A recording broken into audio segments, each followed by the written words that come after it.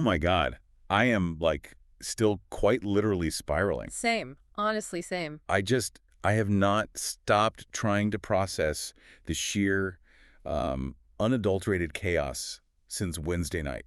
Like the absolute delusion that was broadcast on that It stage. was a lot. Like a lot to take in. The iPads, the physical heavy-duty binders of printed out text messages, and the blank, empty stares that they were masquerading as apologies. I mean, I feel like I need an intensive digital detox after absorbing just that 1 hour of television. Totally. My blood pressure is elevated. I am questioning the future of interpersonal communication entirely. But, I am also utterly obsessed with decoding every second of it. Obviously. It was a fascinating, if not deeply alarming, case study in human behavior, truly. Babes, welcome back. We love you. We see you. And, babes, we are so glad to have you here this evening. Cheers. Cheers, babes. Thank goodness it is basically the weekend because, wow, we need a moment to recalibrate. Oh, absolutely. The mango margaritas are on deck tonight. And let me tell you, I have leaned all the way into the mixology. You really did. This is amazing.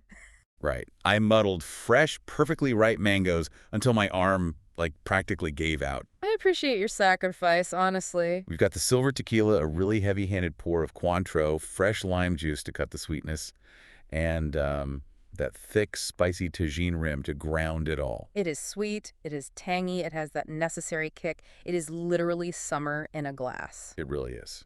And it is grounding, which is exactly what we need because the reality of our upcoming weekend is about to take a very dusty, very unpredictable turn. Oh my God, do not even remind me. I am already stressing. So, as you know, our Snark squad joins us every week.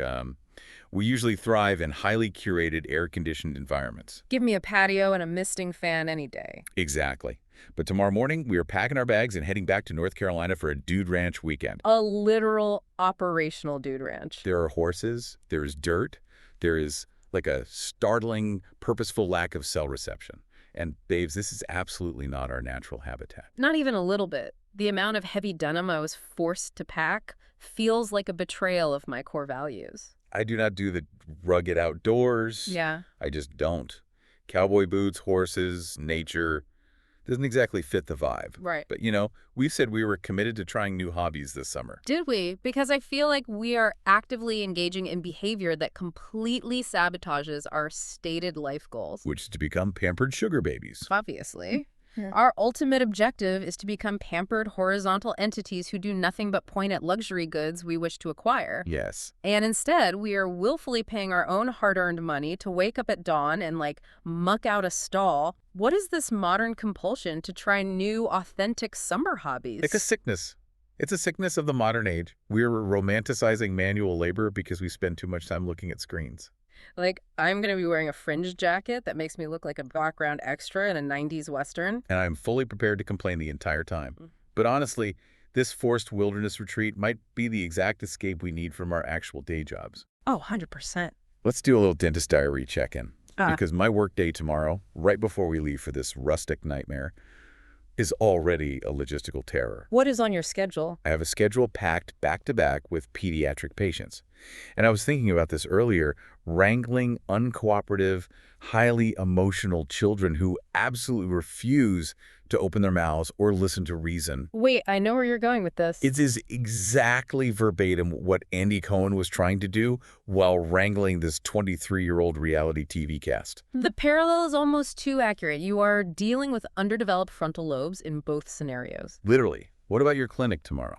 Well, for my part, I have a massive full mouth reconstruction scheduled for 8 a.m. tomorrow. Oh, brutal. And the patient has already called the front desk 3 times today to ask if they can bring their emotional support iguana into the sterile operatory.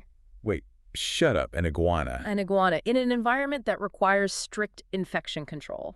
You cannot be serious? I am dead serious. I had to channel my most detached, authoritative tone to say absolutely not. It really perfectly encapsulates the medical field, Yeah, we're here to perform complex healthcare, but half of our job is just managing completely unhinged human expectations. Exactly. Managing delusions on a daily basis. Okay, before we get into the pure, concentrated mess of the Republic nightclub staff, let's do our weekly best and worst moments. I will start. Hit me. My worst is, without a doubt, my mother. Yeah. Who operates with a truly spectacular level of narcissism. Naturally. She completely hijacked the family group chat this week. It has become a one-woman off-Broadway production. What does she do now? She sent 72 consecutive text messages about a neighbor's slightly misplaced lawn ornament. 72. 72. She requires a constant captive audience, and my phone was vibrating so intensely, it literally vibrated itself right off the bathroom counter. Oh my gosh. The psychology of the family group chat is a study in itself. Your mother is demanding main character energy in a text thread. It is exhausting to live through. But what about you? Well, my best of the week might actually make up for that. I was at my conversational Italian class, and in walks a new student named Giovanni. Ooh, Giovanni. And when I say this man looks like he was sculpted from Carrara marble by the masters of the Renaissance, I am not exaggerating. Okay, wait. Describe him. The bone structure was lethal. The cadence of his voice was devastating. I completely lost my ability to conjugate even the most basic verbs. Stop. Did you actually speak to him? Did you engage? I absolutely did not. The intimidation factor was way too high. I just sat there, analyzing his facial symmetry. Typical. So what was your worst? Which brings me directly to my worst of the week. In an attempt to burn off the frustration of my complete lack of social execution in Italian class, I went to my recreational basketball league game. Oh no, I know this story. I aggressively went up for a rebound, came down wrong, and completely rolled my ankle in front of an entire gymnasium of people. It is so tragic. It was a spectacular display of physical failure. So I am currently icing it, savoring this margarita, and relying heavily on compartmentalization. The visual is incredibly cinematic, though. Yeah. I will absolutely be packing the extra strength ibuprofen for the Dude Ranch. Please do. But you know what, babes? Enough about our own mess. Let's get into Southern hospitality. Finally. Okay. Because my notes on this are extensive. Let's start with the overarching structure of Reunion Part 2. Because Leva Bonaparte actually provided a very astute sociological assessment at the very end of the episode. She really did. She looked at the cast and observed this massive, seemingly unbridgeable divide. Yeah. She categorized them into two distinct groups. Right, you have Camp Logic, which she identified as TJ, Brad, Mia, Molly, and Justin. The functional adults. Exactly. These are the individuals who can compartmentalize their personal grievances from their professional obligations. They generally operate as functioning members of society. Right. And then on the completely opposite end of the spectrum, you have what Emmy termed Camp Emotional Terrorist. Which Leva very diplomatically rebranded as Camp High Feeling. That side of the couch features Emmy, Mickles, Lake, and Grace Lilly, with Maddie and Joe oscillating back and forth depending on who they're currently feuding with. And when you watch the interactions, it is painfully obvious that this divide is driven almost entirely by a massive gap in age and developmental maturity. Oh, 100%. You have this faction of 23-year-olds whose frontal lobes are scientifically still forming, literally screaming over older cast members who are just trying to follow a linear conversation. It is a textbook display of generational communication styles clashing. And the fans on Reddit have been rigorously analyzing this dynamic. They miss nothing. They pointed out how jarring it is to watch the younger cast members, specifically Lake and Mickles, have these petulant, highly reactive meltdowns. It isn't just dramatic, it feels emotionally arrested. And the way they utilize physical props perfectly highlights this. Oh my God, the props. We have to talk about the props. Because Michaels and Lake literally rolled onto the reunion stage, a stage hosted by Andy Cohen, clutching an iPad and a physical 3-ring binder full of printed text messages. It was staggering. It was so unhinged. It was performative documentation. Like, for any Snark squad member who might be new to Bravo lore, bringing physical receipts to a reunion is a trope that was cemented into history by Monique Samuels on Potomac. Iconic. The color-coded binder. Yes, she brought a binder to systematically dismantle her castmates' arguments, but when Monique did it, it was a masterclass in meticulous adult retaliation. Right. When Michaels and Lake did it, they weren't presenting evidence. They were clutching safety blankets. They don't have receipts. They have a temper tantrum printed on 8x11 cardstock. I see exactly what you're saying. It felt like kids playing dress-up in adult conflict resolution. Totally. But wait, I have to push back on Leva's overarching role here.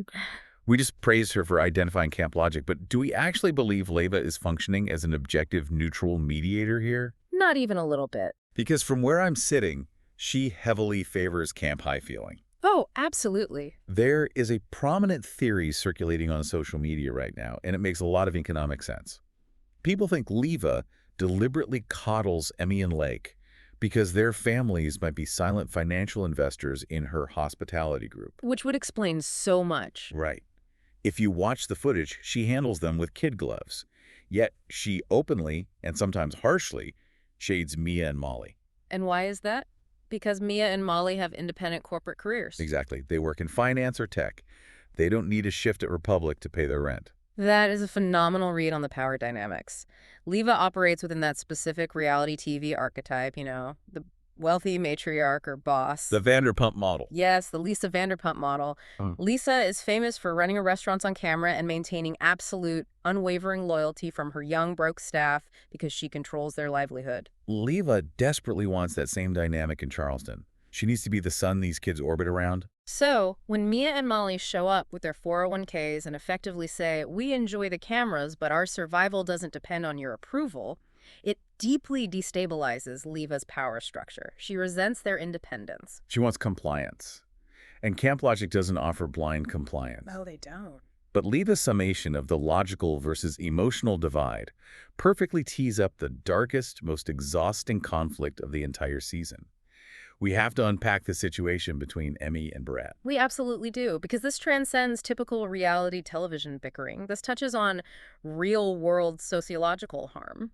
Just to refresh the timeline, throughout the season, Emmy repeatedly weaponized a very specific narrative against Brad. She labeled him unsafe. She described his behavior as scary and painted him as a maniac. She peddled this specific vocabulary to anyone who would listen, basically running a smear campaign. And at this reunion, she finally had to sit across from him and answer for the weight of those words. And her initial defense mechanism is so telling. She openly admits that she is an emotional terrorist. Which is quite a phrase. Right. She claims that when her anger is triggered, she completely blackouts and cannot process reason.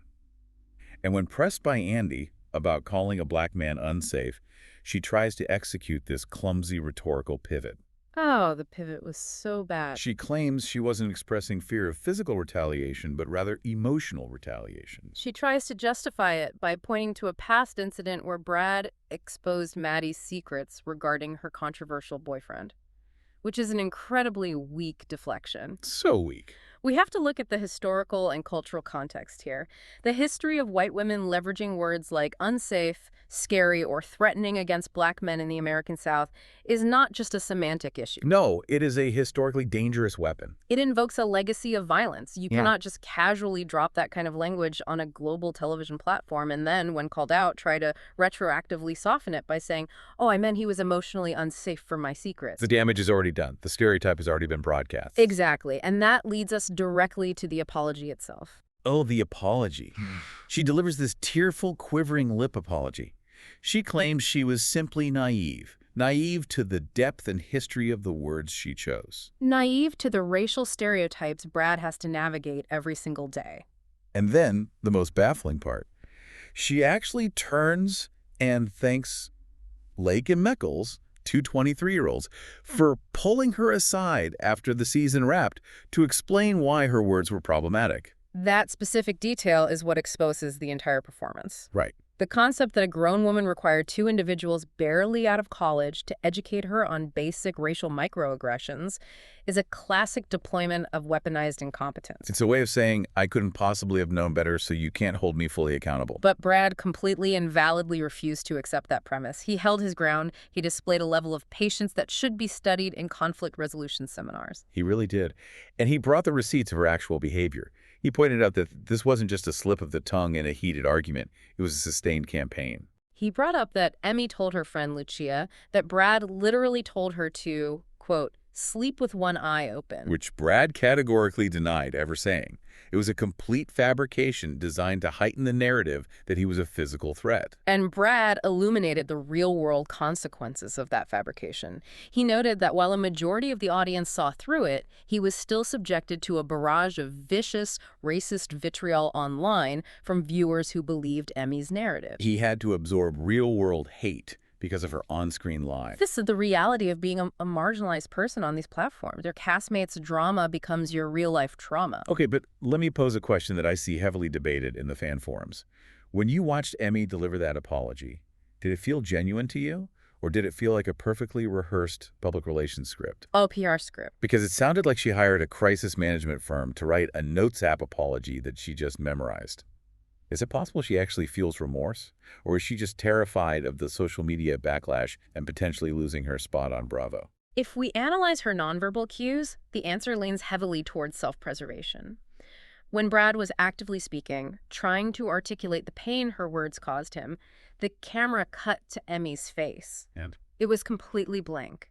The cognitive dissonance was staggering. She wasn't absorbing his pain. She was waiting for her turn to deliver her rehearsed lines. the blank stare was chilling. She is deeply sorry for the Instagram comments she received. She is sorry for the blowback. But if she were truly remorseful for the action itself, she wouldn't have spent months doubling, tripling, and quadrupling down on the lie before the reunion filmed. It was like the lights were on, but the emotional intelligence was completely unplugged. And you know, she didn't draft that apology in a vacuum. She is heavily insulated by her alliance. Which brings us to the absolute epicenter of the reunion's chaos. Lake and Mickles. Which introduces perhaps the most pervasive and exhausting trend we are seeing across reality television as a whole. The epidemic of therapy speak. Oh, let's unpack this immediately. Right. Because watching Mickles and Lake operate is like watching someone who scrolled through mental health TikTok for 20 minutes and decided they were suddenly board-certified psychologists. It is a profound misunderstanding of the terminology. They weaponize clinical buzzwords to completely evade accountability or shut down any dissenting opinions. Every single time someone presented a logical counter-argument to Michaels, he immediately started screaming, "Gaslighting! You're gaslighting me!" Right. And to clarify, gaslighting is a specific, sustained form of psychological manipulation where an abuser attempts to make a victim question their own sanity or perception of reality. Having a different recollection of an event at a nightclub is not gaslighting. Disagreeing with someone's opinion is not psychological abuse. Mm. But Michael shouted it with such frequency and vitriol that Andy Cohen literally had to physically halt the reunion. He had to turn to Michaels and his definition of the word on national television, which is the ultimate humiliation. But it highlights how these younger cast members use the language of victimhood as a shield. If you claim someone is gaslighting you, you automatically place yourself in the position of the victim, making the other person the aggressor regardless of the actual fact. Exactly. It's a defensive mechanism designed to halt critical thought. And Lake utilized a similar strategy. She monopolized an astonishing percentage of the airtime by essentially throwing a tantrum. She constantly interrupted. She completely hijacked a segment that was specifically dedicated to Justin, just to aggressively center the narrative back on herself. And the details she kept screaming about were completely unhinged and irrelevant. Yeah. At one point, she invoked her own mother, screaming that her mom thinks Emmy's boyfriend Will is a cheater. Which baffled everyone online. Because Lake's own mother famously told her on camera earlier in the season, and I quote, "Do not talk to white people about black people's business." It was a profound piece of maternal advice about protecting your peace. Yet Lake completely ignored that wisdom, choosing instead to act as the self-appointed moral police for everyone else's relationships. It reveals a profound lack of self-identity. When a cast member has no compelling personal storyline, they resort to policing the behavior of others. Which perfectly transitions us to the most surreal, highly debated moment of the entire franchise. Lake's demand for respect regarding her art career. Oh my God. The art career. I am so glad we were talking about this because my jaw physically detached from my face. She sits on that reunion couch, surrounded by people with corporate jobs and actual business portfolios, and with absolute unwavering sincerity demands that Mia respect her art career. Now, for anyone who hasn't done the deep dive into Reddit's investigative work, the fans found the art. They always find it. We're not talking about gallery-level installations. We are talking about colored pencil doodles of an eyeball floating inside a martini glass. It is the exact kind of whimsical, slightly macabre sketching you would find in the margins of a high school sophomore's geometry notebook. The audacity required to equate recreational sketching to an established career is fascinating. Sociologically, it speaks to the pressure reality TV stars feel to brand themselves. Right. You can't just be a bartender anymore. You have to be an entrepreneur or a creative. But the highlight of that entire exchange was not Lake's demand. It was Mia's visceral reaction. Mia's face during that segment should be hung in the Louvre. She didn't yell. She didn't argue. She just looked at Lake with this potent mixture of deep pity and sheer, unadulterated confusion. It was the face of someone saying, we are operating in completely different stratospheres of reality. Mia maintained absolute, unbothered, corporate baddie energy, while Lake unraveled. But the unraveling actually took a very dark turn. Because Lake's grievance with Mia wasn't just about art, it was rooted in deep manufactured jealousy. Lake admitted on camera that she threatened to physically slap Mia. And why?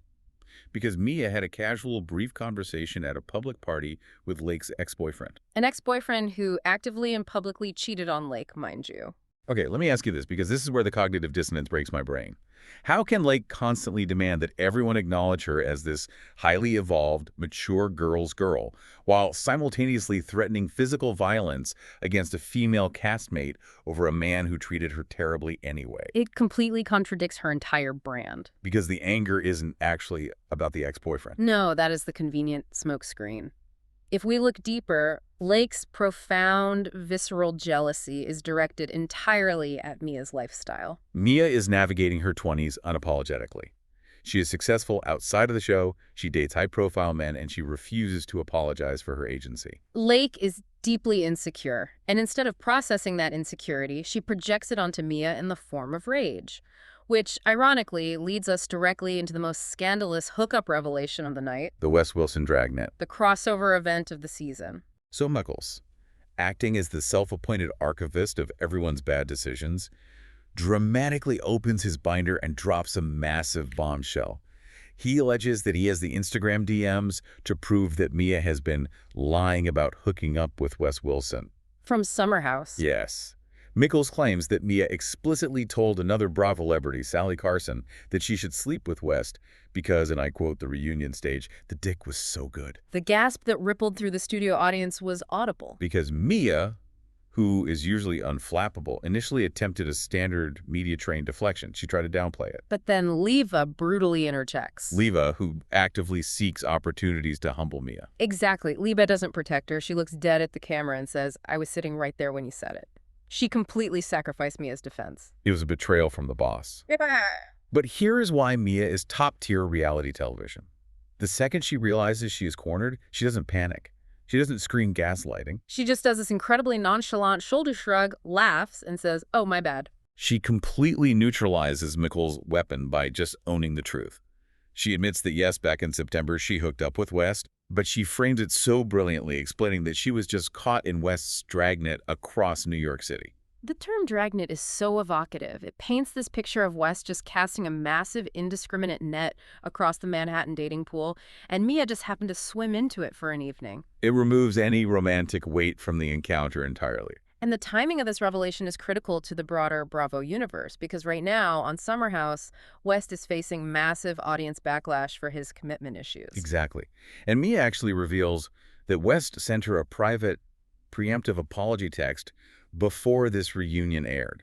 By Mia saying, yes, it happened, we had fun, but I feel terrible for Ciara, she perfectly compartmentalizes the physical act from the emotional fallout. She takes the power back from Michaels entirely. It is the ultimate display of camp logic. Contrast that with how camp High Feeling handles sexuality, and we have to pivot to the interrogation of Justin Assad. Because the reunion dedicates a significant portion of time to deeply scrutinizing Justin's bedroom habits, the younger cast members essentially accuse him of queerbaiting for the cameras. I really want to talk about that term, queerbaiting.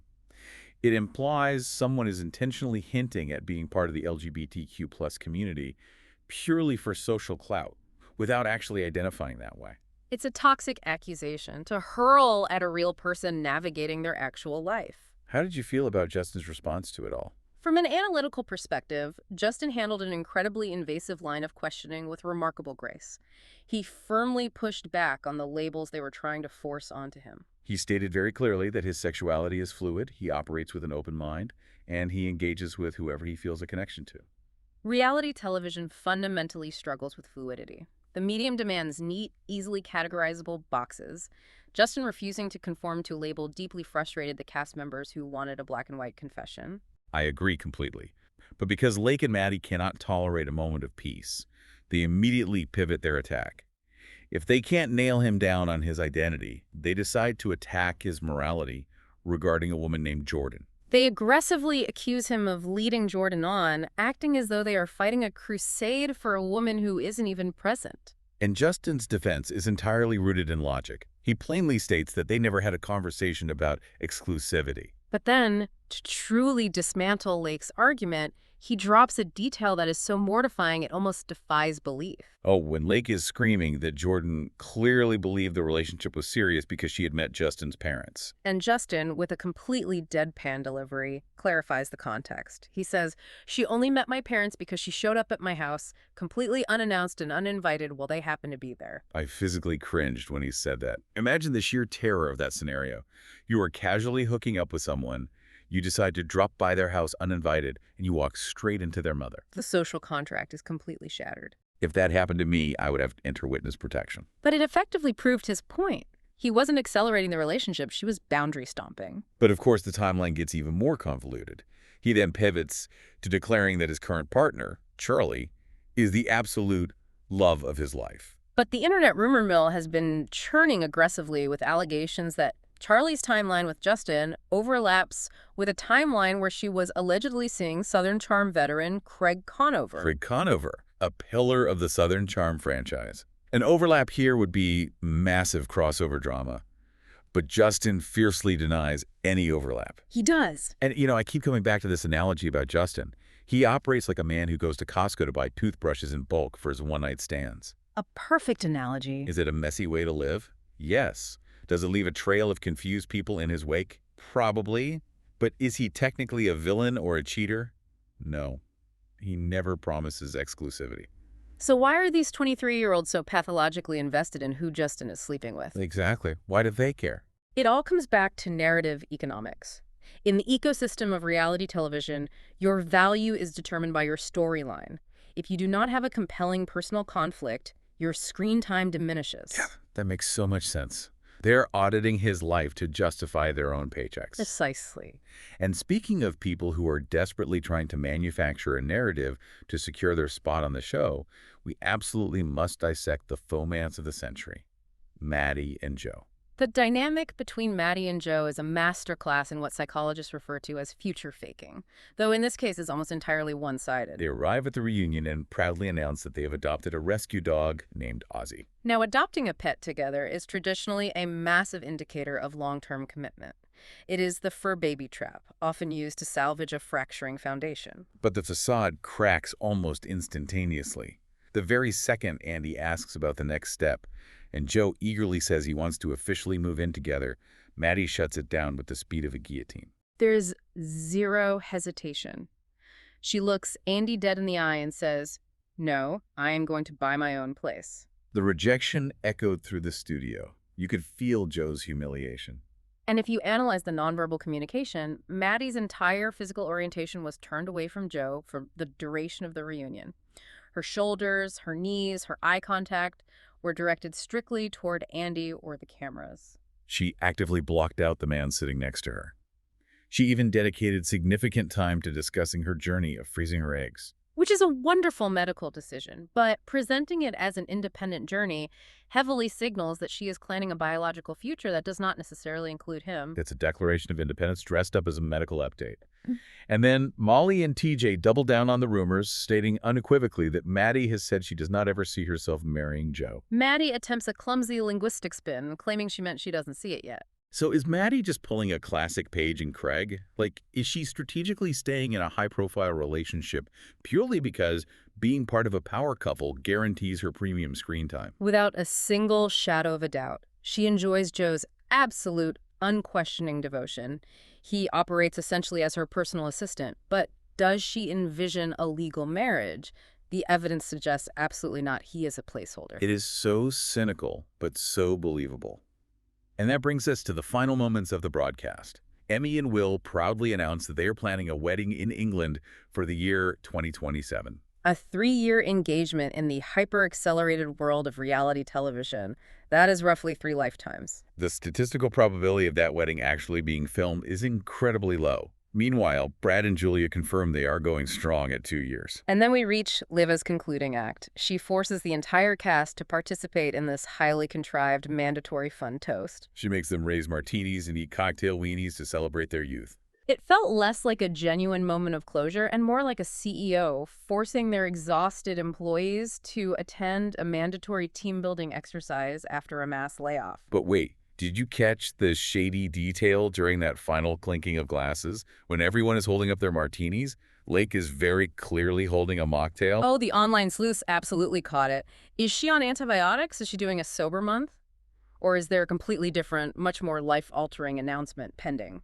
We are absolutely logging that visual discrepancy into the official evidence file for next season. We have to. Okay, Biggs, we need to take a deep, stabilizing breath and transition into our analytical segments. Let's dive straight into segment 1, the VIP table draft. I love this exercise. The parameters are strict. We take turns drafting cast members for a hypothetical night out at the Republic VIP section. Okay, I have the first overall pick for the category, who to party with, and I am aggressively drafting Mia. A logically sound choice. She is the ultimate wingwoman. She has an elite roster of Bravo men in her DMs. She takes zero nonsense from Leva, and she possesses that unbothered aura that will absolutely get us past the velvet rope. For my party wit selection, I'm drafting Justin. He is the man who comes prepared for chaos but brings zero emotional baggage. He represents low-stakes, high-yield fun. Next category, who to gossip with. I am drafting Mickles. Say what you will about him, the man understands the assignment. He brought a laminated binder. I want to sit in a dimly lit booth with him and just flip through the tabs. It is a deeply toxic environment to willingly enter, but I understand. For my gossip with draft, I am selecting TJ. Oh, the town crier. TJ does not require a binder because he possesses the unique ability to gleefully disseminate rumors with a disarming smile. He's an agent of chaos. Okay, now we reach the most critical category, who to avoid. I am torn between avoiding Lake, who will throw a public tantrum and get us escorted out, or avoiding Emmy, who will start crying and force us to listen as she drafts a PR statement. I submit that we must avoid Lake at all costs. Emmy seems easily distracted. Lake, conversely, is an active liability. She will threaten physical violence. Lake is banned from the table. Your logic is unassailable. Moving on. Who to split an Uber with? This is the easiest selection on the board. I am drafting Molly. She is the reigning president of Camp Logic. When the club closes at 2 a.m., Molly simply wants to enter the rideshare, sit in absolute silence, and return to her apartment. And finally, who to hand your phone to after 2 margaritas. I'm handing my unlocked device directly to Brad. He proved on that stage that he's the only functioning, fully realized adult in the room. He can absolutely talk me down from sending a toxic text. Brad would put your phone on airplane mode, place it in his pocket, and hand you a glass of room temperature water. Exactly. Okay, let's shift gears to segment 2. Cocktail confidence rankings. Let's start with flirting ability. Mia earns an unequivocal 10 out of 10. To casually attract Wes Wilson, engage in a brief romance, shrug it off, and then have him preemptively text her an apology. She operates from a place of abundance. I am in complete agreement. Next category. Fashion. I am rating Emmy a very generous 2 out of 10. She claims she has the most elevated fashion sense, yet she was actively sitting there, dressed like a Victorian-era ghost who haunts an abandoned library. Haunted porcelain doll. The accuracy is devastating. Okay, next metric. Delusion. Lake receives a 15 out of 10. To confidently claim you possess a booming art career based on sketches of eyeballs and then aggressively misuse clinical terms, that belongs in an abnormal psychology textbook. It truly is unchartable delusion. Okay. How about recovery after embarrassment? Justin earns a solid 8 out of 10.